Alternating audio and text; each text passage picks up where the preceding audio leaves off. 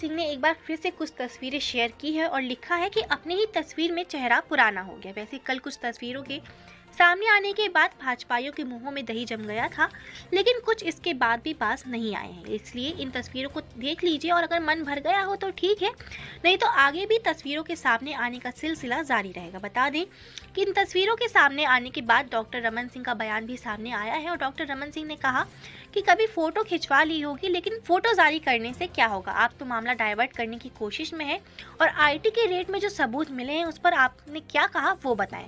साथ ही डॉक्टर रमन सिंह ने ये भी कहा कि आईटी में जो सबूत मिले हैं अब तो मामला आगे ईडी तक भी जाता है और वो अवैध कारोबार में संलिप्त था, उसे अरेस्ट करो। वहीं फोटो वॉर पर पूर्व मंत्री मूणत ने सूर्यकांत तिवारी को कांग्रेस का करीबी बताते हुए पूछा था कि कांग्रेस स्पष्ट करे कि उससे कांग्रेस के क्या रिश्ते हैं। बता दें कि कोयला कारोबार से जुड़े सूर्यकांत तिवारी की तस्वीरें कांग्रेस और भाजपा के नेता जारी कर रहे हैं और एक दूसरे को घेरने के चक्कर में ये भी बताया जा रहा है कि भाजपा और कांग्रेस के दौर में सूर्यकांत तिवारी के रुतबे का सूर्य चमकता रहा। कोयले के कारोबार में भ्रष्टाचार की कारिख लगी तो अभी सूर्य की चमक किसी को भी से जुड़ा हुआ व्यक्ति हूँ और अपने सामाजिक उत्तरदायित्व का निर्वहन करते हुए व्यवसाय करता रहा हूँ। मैं व्यवसायिक जगत के अलावा सामाजिक राजनीतिक क्षेत्र से भी जुड़ा हुआ हूँ। मेरी राजनीतिक विचारधारा चाहे जो भी हो, मेरे संबंध सभी से अच्छे रहे हैं। जब प्रदेश में भारतीय जनता पार्टी की सरकार थी तब भी मंत्रिमंडल के वरिष्ठ जनों और भाजपा पदाधिकारियों से मेरे बहुत मधुर संबंध थे।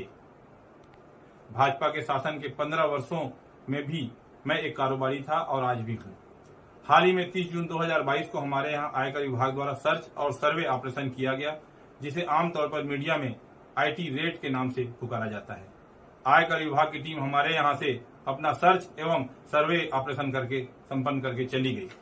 मुझे यह मीडिया के माध्यम से पता चला है कि पूर्व मुख्यमंत्री आदरणीय डॉक्टर रमन सिंह जी ने मेरे घर हुए आयकर रेड के आधार पर मुझे गिरफ्तार किए जाने की मांग की है। मुझे इस बात का बेहद दुख है कि किसी सक्षम पदाधिकारी द्वारा मुझे अपराधी घोषित किए जाने से पहले ही डॉक्टर रमन सिंह ने स्वयं जज बनकर बिना किसी सुनवाई के अपना फैसला सुना दिया और मुझे गिरफ्तार किए जाने की मांग कर दी।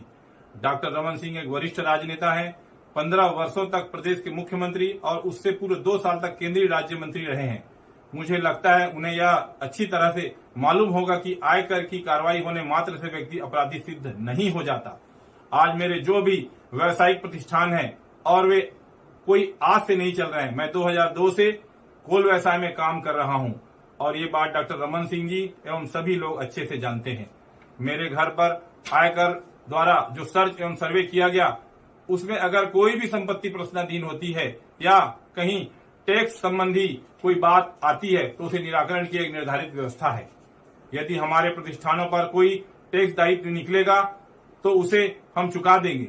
हम व्यापारी हैं, कोई अपराधी नहीं है। डॉक्टर रमन सिंह जी, फिर भी यदि आप मुझे अपराधी घोषित करके जेल में डलवाना चाहते हैं तो मुझे स्वीकार है, लेकिन जेल के जिस सेल में मैं रहूंगा उसके ठीक बाजू वाले सेल में आपको भी रहना होगा, क्योंकि आपका कार्यकाल भी कोई बेदाग नहीं रहा है। आपके कार्यकाल में आपके मंत्रियों पर जमीन की भारी मात्रा में अफरा तफरी के आरोप लगे थे, उसके लिए आपको भी जेल जाना चाहिए। आपके पुत्र अभिषेक सिंह उर्फ अभिषाक सिंह के नाम से पनामा पेपर्स रंगे हुए थे। टैक्स हेवन देशों में बैंक खाते खोलकर अपनी काली कमाई छिपाने के आरोप लगे थे। आपकी जिम्मेदारी भी आपको स्वीकार करके जेल जाना चाहिए। आपके कार्यकाल में हजारों करोड़ रुपए का नागरिक आपूर्ति निगम घोटाला हुआ था। आपकी ही जांच एजेंसी ईओडब्ल्यू ने जो डायरी जब्त की थी उसमें स्पष्ट उल्लेख था कि किसी भी सीएम मैडम सीएम को पैसे दिए जाते थे, उसके लिए आपको नैतिकता के आधार पर जेल चले जाना चाहिए। प्रदेश के बच्चे में चर्चा थी कि सीएम हाउस में बैठे आपके कुछ स्वजन प्रदेश में तबादला उद्योग चला रहे हैं और इतनी कमाई कर रहे थे कि घर पर आपको नोट गिनने की मशीन लगानी पड़ी थी। आपने अपने दामाद डॉक्टर पुनीत गुप्ता को दहेज में डीके हॉस्पिटल दिया था, जिसने वहां मनमानी की, भारी भ्रष्टाचार के आरोप पर घिर गए थे। आपके विभागीय मंत्री भी जिसके सामने नहीं चलती थी। ऐसे दामाद को फ्री हैंड देकर जनता के पैसों की लूट का अवसर आपने उसे दिया, उसके लिए आपको जेल जाना चाहिए। आप, आपके बेटे, आपकी धर्मपत्नी, आपके कुनबे के लोग, आपके मंत्रिमंडल के लोग, पार्टी के पदाधिकारी चिट फंड कंपनियों के ब्रांड एम्बेसडर बने हुए थे। उनके कार्यक्रम में जाते थे। आपकी सह पर चिट फंड कंपनियां प्रदेश के भोले भाले लोगों को हजारों करोड़ रुपए लूट कर भाग गई और बेचारे एजेंटों को आपने अपराधी बनाकर जेल में डाल दिया। इसके लिए भी आपको जेल जाना चाहिए। आपकी सरकार की घनघोर लापरवाही अव्यवस्था और कांग्रेस मुक्त भारत के लक्ष्य के चलते 2013 में जीरम घाटी कांड में हमारे नेता, सुरक्षा बलों के जवान मारे गए, उसके खून का दाग आपके दामन पर है डॉक्टर रमन सिंह जी। आपको उसके लिए भी जेल जाना चाहिए। आपके शासनकाल में आपकी सरकारी मशीनरी ने कई माओं के गर्भाशय निकाले, मोतियाबिंद के ऑपरेशन के नाम पर कई लोगों को अंधा बना दिया गया, झलियामारी जैसे कांडों में बच्चियों का यौन शोषण किया गया, उसके लिए भी आपको जेल जाना चाहिए। डॉक्टर रमन सिंह जी, आपको अच्छी तरह से याद होगा कि उनके शासन काल में उनके करीबी व्यवसायियों पर भी आयकर के छापे की कार्रवाई हुई थी। उस हिसाब से उनके शासन काल में जितने भी आयकर छापे छत्तीसगढ़ में पड़े, उन सभी को जेल भेजा जाना चाहिए था। मैं मीडिया के माध्यम से डॉक्टर रमन सिंह जी से पूछना चाहता हूं कि जब आप प्रदेश में 15 साल तक सत्ता में थे, मैं उस समय भी व्यवसाय कर रहा था, आपसे, आपके मंत्रिमंडल के लोगों से, पार्टी के नेताओं से मेरे उस समय भी संबंध मधुर थे। क्या आपने या आपके किसी मंत्री ने मेरी उस समय कोई भी अनुचित मदद की थी? मेरे सभी से मधुर संबंध रहे हैं। न तो मैंने कभी उस समय किसी की सहायता ली और न आज किसी की सहायता ले रहा हूं। मैं एक स्वाभिमानी छत्तीसगढ़िया हूं, छत्तीसगढ़िया आदमी हूं। छत्तीसगढ़ की मिट्टी में मैंने जन्म लिया, मेहनत की रोटी कमाता हूं और सभी को अपना समझता हूं। मुझे अब बात समझ नहीं आ रही है, डॉक्टर रमन सिंह आयकर विभाग की इस कार्रवाई को क्यों राजनीतिक रंग देना चाहते हैं। मैं आपको बताता हूं डॉक्टर रमन सिंह जी क्यों इसे राजनीतिक रंग दे रहे हैं। 30 जून को आयकर विभाग ने हमारे यहाँ छापा मारा। आयकर की छापामार टीम ने हमारे यहाँ घर पर छापा बोला, हमारे घर के लोगों को भयभीत किया। आयकर की टीम को अधिकार नहीं होता कि वो सर्च एवं सर्वे की कार्रवाई के दौरान किसी से मारपीट करे, लेकिन मुझे आयकर टीम द्वारा मारपीट की गई।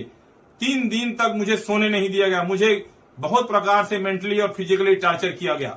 आयकर टीम के अफसरों ने मुझ पर दबाव बनाया कि मैं किसी प्रकार से अपने व्यवसाय में मुख्यमंत्री सचिवालय की उप सचिव श्रीमती सौम्या चौरसिया का नाम जोड़ दूं, बयान दे दूं उनके खिलाफ। परंतु जब मेरे किसी भी व्यवसाय से उप सचिव सौम्या चौरसिया जी का कोई संबंध ही नहीं, तो मैं ऐसा झूठा बयान कैसे देता।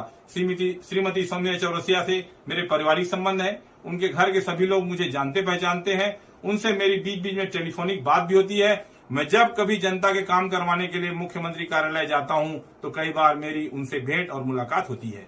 श्रीमती सौम्या चौरसिया अकेली अधिकारी नहीं है जिनसे मेरे अच्छे संबंध है, प्रदेश के भाजपा शासन के और वर्तमान शासन के अन्य अधिकारियों से भी मेरे संबंध हैं। श्रीमती सौम्या चौरसिया मेरे घरेलू संबंध, सामाजिक संपर्क है। मेरे व्यवसाय से उनका दूर दूर तक कोई संबंध नहीं है, परंतु आयकर विभाग वाले किसी भी तरह से मुझे साम दाम दंड भेद से यही कहलवाना चाहते थे। इसलिए उन्होंने मुझे प्रदेश में सत्ता परिवर्तन करके मुख्यमंत्री बनने तक का प्रस्ताव दिया। मुझे आयकर की टीम के अफसरों ने ये भी अकेले में कहा कि प्रदेश के 40 से 45 विधायकों से मेरे बहुत अच्छे संबंध हैं, उनकी एक सूची बना लूं, बाकी विपक्ष के विधायकों के सहयोग से प्रदेश में सत्ता पलट हो जाएगी और आपको मतलब मुझे छत्तीसगढ़ का एक नाथ शिंदे बना देंगे। इसके लिए मुझे अपने व्यवसाय से श्रीमती सौम्या चौरसिया का नाम जोड़कर बयान देने कहा गया, जिससे मैंने साफ इनकार कर दिया, जिसके कारण हमें आयकर वालों ने इतना टॉर्चर किया। मैं एक व्यवसायी हूं, लोकतंत्र में और इस देश के संविधान में, इस देश के कानून में मेरा पूरा विश्वास है। मेरे साथ आयकर विभाग के लोगों ने जो भी किया है, जितना भी मुझे टॉर्चर किया, मुझ पर अमानवीय दबाव डालकर जो भी झूठे बयान दिलवाने का प्रयास किया गया, उसके विरुद्ध मैं न्यायालय की शरण में जाने वाला हूं। कितने दुख की बात है कि केंद्रीय एजेंसियां केंद्र सरकार के एजेंट के रूप में विपक्ष शासित राज्यों में तख्ता पलट करने के लिए इस हद तक गिर गई हैं।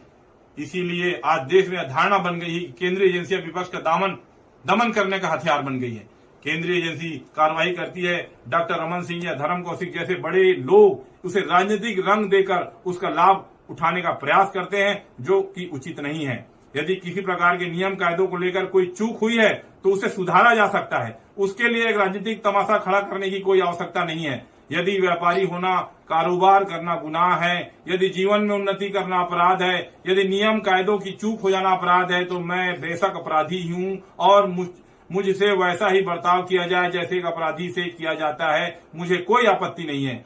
जो भी कानूनी व्यवस्थाएं होंगी मैं उसको पूरा करूंगा, पूरा करता आया हूं। लेकिन कृपा करके मेरे घर पर पड़े आयकर छापों को राजनीतिक खेल मत बनाइए, उसे सियासी रंग मत दीजिए, मुझ पर या उपकार कीजिए। मेरे घर पर पड़े इन छापों को बढ़ा चढ़ाकर ना देखा जाए, इसे आयकर विभाग की कार्रवाई रहने दिया जाए।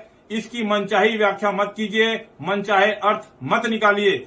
और मैं आज आप सभी के माध्यम से स्पष्ट कह रहा हूं कि यदि मेरे साथ, मेरे परिवार के साथ कोई अपघात होता है किसी सदस्य के साथ कोई दुर्घटना होता है तो उसके लिए केंद्रीय आयकर विभाग तथा प्रदेश भाजपा के वे नेता जिम्मेदार होंगे जो प्रदेश में सत्ता परिवर्तन के लिए मुझे बलि का बकरा बनाने की साजिश कर रहे हैं। मैं महात्मा गांधी के आदर्शों पर चलने वाला व्यक्ति हूं।